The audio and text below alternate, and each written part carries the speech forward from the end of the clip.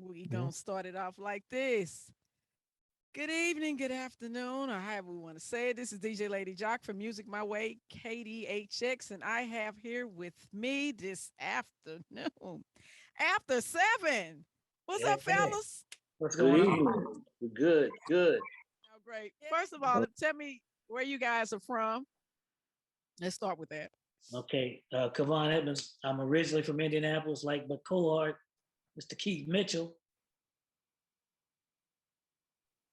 He just told you Keith is from Indianapolis, Indianapolis. resides in Atlanta. hmm Okay. I though I was born in Brooklyn, I grew up in Cambridge, Massachusetts, right across from Boston. Okay. All right. How you like that basketball trade today? It's cool. It's cool. Okay. I mean, I ain't got no complaints. Let's see them rings. You know what I'm saying? Let's see You know them what I'm saying? results. Yeah, I got to see what Brooklyn's going to do now. Okay, all Mhm. right. So everybody said where they're from. How did Kevin and Keith, how did y'all meet? Ooh, long time ago. uh, yeah, long time ago. Keith and I met down at Indiana University in college. And so that was many moons ago. But we had the opportunity to forge a friendship while we participated in this class that was offered part of the curriculum at Indiana University called IU Soul Review, which really kind of taught you theory, composition, and the performance of music. So that's really where we really kind of stuck our toe in the water and really kind of begin to know what it was like, because we did have a group that Keith and I was in. Keith, what was the name of that group? Uh, the Love Man. You better know it. The Love Man. That's right. What you laughing at, G.Wiz? Slow down. Slow down. Hey, I love it. I don't know how to take that over there, Doc. What's going on? No, it just figures. It just figures. That's what's like. I guess perfect answer. I guess. But anyway, we forged a friendship from way back when, and had a love for this music. We realized that we both had an affinity for music and the performance of music and R&B music specifically. And in the summer months, we would get together with my brother Melvin and we'd go do gong shows. You old enough to understand what I'm talking about, don't you? Ain't you, G.Wiz? Yes. Mm-hmm. Gong shows. So that's what we used to do: compete in gong shows, go get the money. But it started there a long time ago. So it was only fitting that when the opportunity came and my brother faced in LA, we're talking about, hey, we've got there's a situation that could be tailor made for you cats. Are y'all still interested? And it was a go. There was nothing to talk about. We knew what we wanted to do, and we kicked it off from there.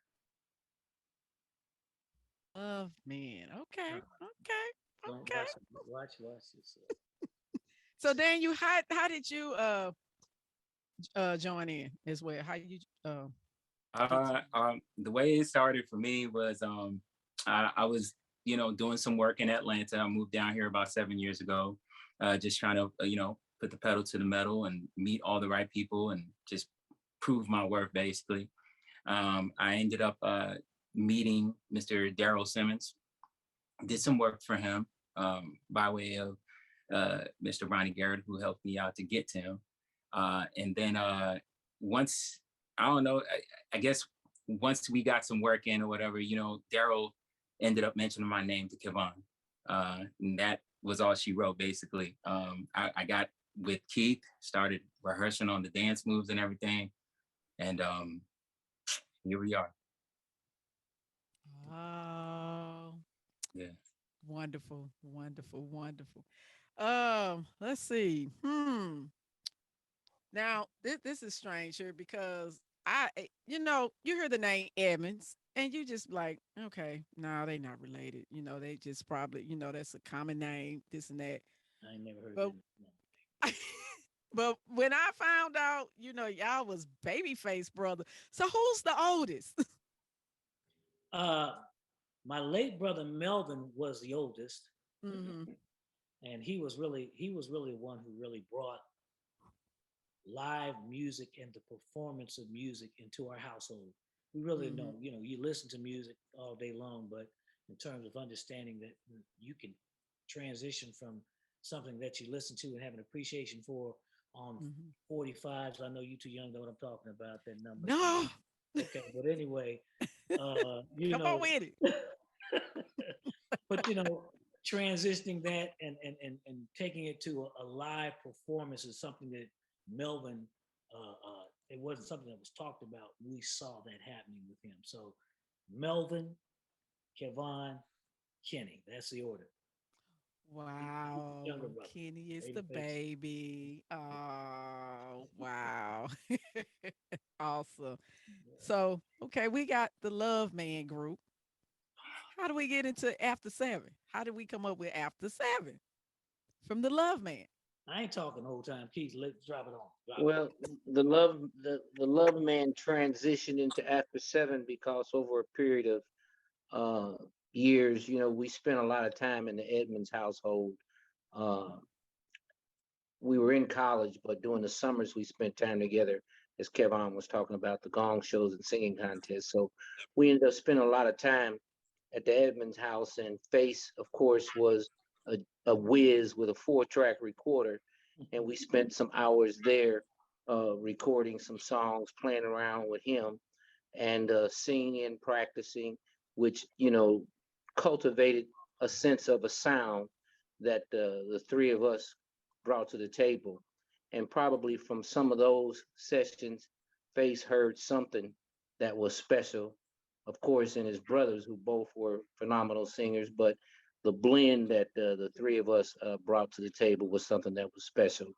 And, when the doors opened, that Kenny and LA and Daryl Simmons pioneered going west, they gave a call back and gave us a shot at it. And we became After Seven. But the name came from Babyface, who someone simply had left a message on an answering machine and asked him to call him back after seven.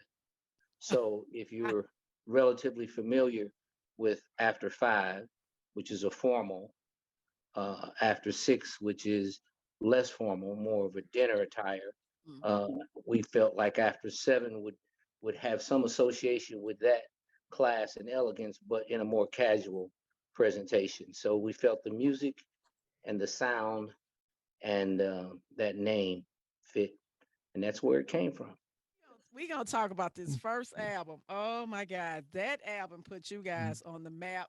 I think I was actually in high school. Was it 88, 89 when Yeah. that first album? Yep, I was a junior in high school. Can't stop. Heat of the moment. Ready or not, and one of my favorites. And I got to talk about it. One night. So those lyrics. I mean, I love that song. You got the look in your eye. I got the sense too. So when you get to the chorus part, Oh, here we go. I already know what I'm getting ready to say. One night of hugging, no touching. One night of touching. Dun, dun. Two Okay. nights of trust. That's right. 3 nights. Okay. Yeah. Now, when we get to that part, oh my God. So I didn't know you all were saying hugging.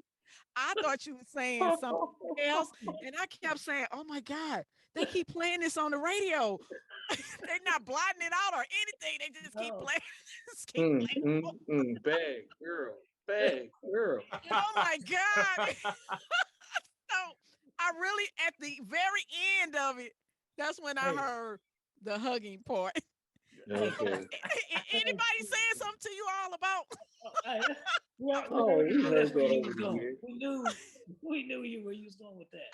Yeah. Oh, you're not alone. That's what I tell you. You're not alone. Okay, Absolutely. okay. But it's my jam. And I used to be a skate ring DJ and I played it several times because it's that groove. It's Right. that groove. Oh my Yeah. God. Oh, Ready? Danny, Appreciate Sky High. Yes, sir. Well, Yes, sir. you know, Appreciate to the crew coming up, where you came up, who were your inspirations musically? Well, this is Keith. It was more or less a collage of artists. I got my early influences from church, but my mom played music in the house. So I was influenced by, you know, from James Brown to Whitney Houston, Curtis Mayfield, um, Luther, Earth, Wind and Fire, um, Temptations, Dramatics, all of the stand-up male vocal groups had strong influences on me. Groups that sang harmony, groups that, you know, presented a performance with it. But it's just a collage of music. I respect and love pretty much all forms of music that make your body move and make you bob your head and feel the pulsation of the beat of music. This is Kevon. Wow. I can speak to it much in the same way that Keith did. You know, come from a family of 6 boys. I had older brothers, of course, and I was a middle kid. And I had older brothers who bought them 45s, who bought that music, brought it home, and of course my mother and father had an appreciation for music. So you might have some Nat King Cole in the house. I loved listening to Jackie Wilson. He was just, and that's where my voice was. But I learned to do what I do with my ear to the speaker and put the needle on the record and listen and learn, play back over and play. I know you did some of that too, Keith, but that was my teacher. Didn't have any teachers, but it was that music that was, whether it was Marvin Gaye, whether it was Marvin Gaye, whether it was Marvin Gaye and Tammy Terrell. I mean, just a lot of those voices, and it didn't make a difference that it was male or female. Brooke Benton. Now, I'm talking about old school names that just kind of, I had no clue who they were, but just that they touched me, and it made me feel something inside that made me want to do this. Let me see if I can do this. I was crazy about the Spitters. You couldn't tell me nothing. Everything that they did, baby. I thought I was Felipe Solwin for a minute there, baby. But I love listening to music, and it never stopped. It didn't stop. It didn't stop then. It didn't stop, with Jeffrey Osborne, with Peabo Bryson, with Luther Vandross. All of those artists, because they made good quality music and they had a message in their songs that resonated with you, that touched you in a way. And I just,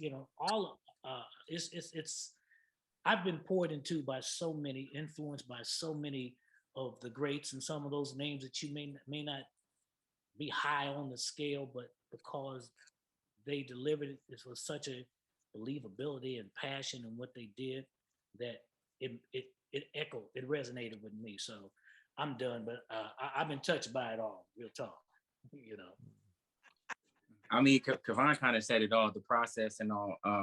That was a lot like what it was for me, sitting around at the radio with the boombox, waiting for the right song to come on, for your favorite song to come on, and you press record just so you can be able to rewind it later on because you didn't have enough money to go get the whole CD.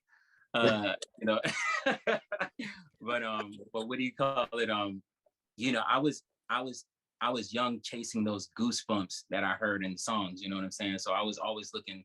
Well, my parents was playing Johnny Mathis, Denise Williams, Donny Hathaway. Stevie Wonder was on the radio. But the older I got, it became the Hold the Face sound, Babyface, After Seven, of course, Men Condition. It just kept going on. And like Kevon said, I was listening, just listening for those harmonies, listening for how they did what they did. And I wanted to do that too. I wanted to emulate that too. Boyz II Men, I wanted to emulate that too. So, all of that was just me loving music And, some way God felt the need to bless me to have a voice to do what I do by the process of doing all of that. So, yeah. Can I say something? Isn't it interesting? No, isn't it interesting to hear Danny share what echoed and resonated with him? But did you hear that gap? I'll tell you the truth. This is gonna be good. No, real talk, real talk. I don't have the kind of ear that young Daniel McClain has. Okay. I don't have the kind of ear that Mr. Keith Mitchell had, because Keith came up in the church. So those harmonies and those were things that he grew up understanding, and he was drawn to those things. So those things that caught his ear. He honed in on those things. He would have tuned in to those background vocals more so than I. I was kind of very basic in my approach to listening. I loved hearing that voice out there in the front. I really didn't hear what was happening in the background. True story. Everybody that I had an appreciation for, I emulated. I emulated everybody. If it was Jeffrey Osborne, you think you hearing Jeffrey Osborne. If it was Peebo, baby. Peebo Bryce. I was anybody and everybody, however they sang, I sang the lick exact, word for word, lick for lick, because truth was, I had not discovered what my voice was. Yeah. Mind you, we didn't get into the studio and really start to record a full album until 1988. Okay? We started 88, 89. So prior to that, whenever a song was sang, whenever I had to sing a song, I was singing someone else's song. Mm-hmm. So it was really the first time when we got into the studio that there was a song that was written. It was a blank canvas. Nobody did it before me. So what you heard on the Ready or Not, on the After 7 debut album, was me discovering me and my voice for the first time, because everything else up until 1988, 89, I was emulating whoever the artist was. I discovered what my actual voice was for the first time in After 7 when we recorded that first record. So everything that I always listened to, I emulate that. That was me until I had the opportunity to find out what it was like to sing a song on my own for the first time. And it was whatever I put down was what it was going to be. So it was discovering me for the first time really is what that was too, you know. Yeah. Understandable. Keith can tell you about the background vocal. Go on. Well, I mean, I can't tell you individuals. I was just highly influenced by the sound of harmony.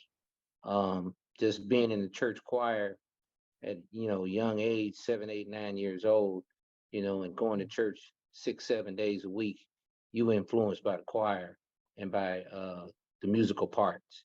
And so as it was just a natural gravitation, I was kind of pushed to the front to lead vocals in church. And, I got my first experience recording in the Soul Review with Portia Malsby. She produced a record that came out on IU Soul Review label called Music Is Just a Party. And I was kind of like her guinea pig, first person that she had to put down a lead vocal on a song. But honestly, it was the harmonies that developed my love and passion for music. Never really soundly got produced and developed as a solo artist, but because a lot of people over the years be like, well, then can he sing? Can he sing? Well, yeah, he can sing, but the opportunity to get produced, just like what Kevon was sharing with you, when we first came to Los Angeles, we could sing, and people, liked what we did as a Melvin, Keith, and Kevin, but there was no other music that we had been a part of. But uh, the opportunity to go in the studio and to have the professional ears of Babyface and Daryl Simmons, as well as LA, to help produce your voice. They knew what made a record into a record, and they knew what parts needed to be sang and how they needed to be sang in a way to make a record a hit record.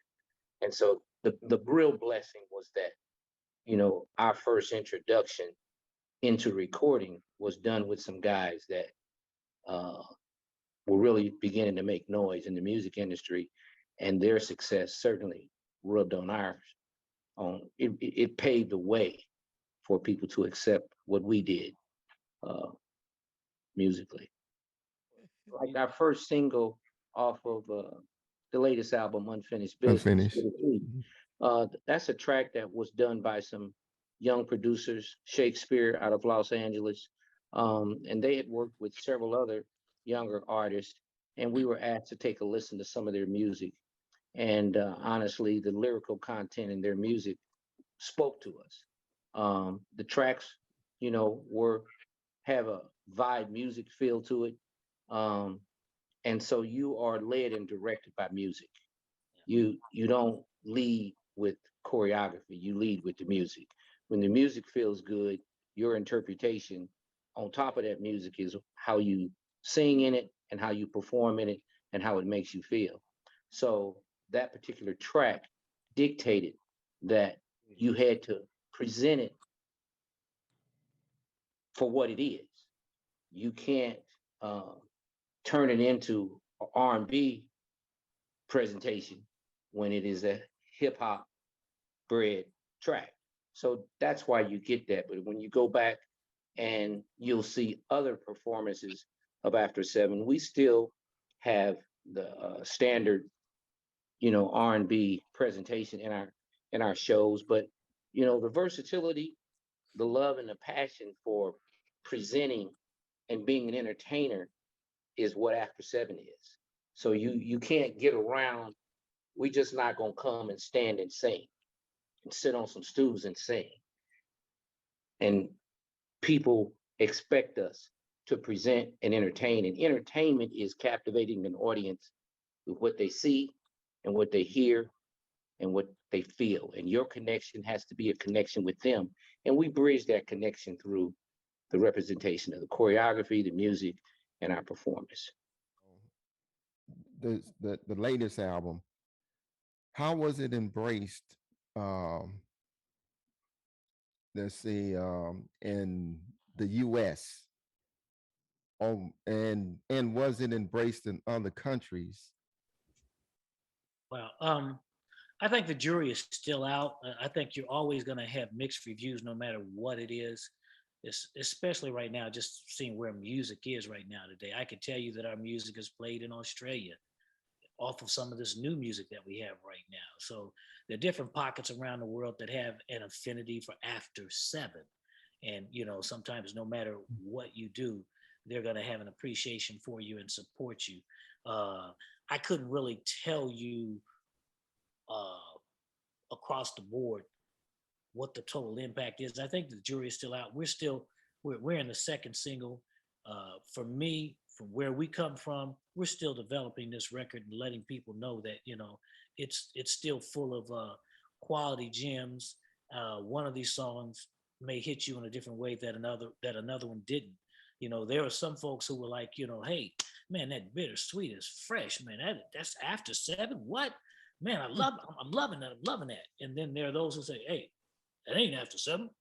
I don't know about that. So you get both sides. You get both sides. But moreover, I think it was a nice introduction for us. But to Keith's point, these writers, even though they're younger writers, it was the way they said what they had to say that resonated with us from a group whose legacy is about storytelling.